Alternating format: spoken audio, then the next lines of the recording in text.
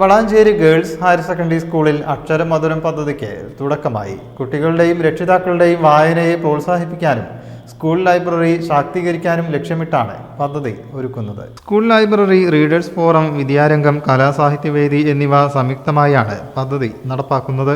പദ്ധതിയുടെ ഭാഗമായി വിദ്യാർത്ഥികളും രക്ഷിതാക്കളും ലൈബ്രറിയിലേക്ക് പുസ്തകം കൈമാറും. കുട്ടികളുടെ പിറന്നാൾ സമ്മാനമായും രക്ഷിതാക്കളുടെ വിവാഹ വാർഷിക സമ്മാനമായും സ്കൂൾ ലൈബ്രറിയിലേക്ക് പുസ്തകം സ്വീകരിക്കും. 2026 ജനുവരി മാസത്തിനുള്ളിൽ ഏറ്റവും കൂടുതൽ പുസ്തകം വായിച്ച് ആസ്വാദനക്കുറിപ്പ് എഴുതുന്ന അമ്മയ്ക്കും കുട്ടിക്കും സമ്മാനവും നൽകും. പദ്ധതിയുടെ ഉദ്ഘാടനം വാർഡ് കൗൺസിലർ KV ഉണ്ണികൃഷ്ണൻ നിർവഹിച്ചു. പ്രധാനാധ്യാപകൻ സുരേഷ് പൂവാട്ടുമീത്തൽ സ്വാഗതം പറഞ്ഞു.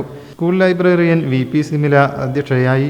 ലൈബ്രറി റീഡേഴ്സ് ക്ലബ്ബ് ഒരുക്കിയ അവധിക്കാല വിജ്ഞാന പദ്ധതിയിൽ വിജയികളായ അമ്മമാർക്കും രക്ഷിതാക്കൾക്കുമുള്ള സമ്മാനം പ്രിൻസിപ്പൽ P സുധീർ നിർവഹിച്ചു. Staff secretary P Shihabuddeen, Vidyarangam, Kalasahithyavedi convener K Rafiya എന്നിവർ സംസാരിച്ചു. News bureau, Valanchery.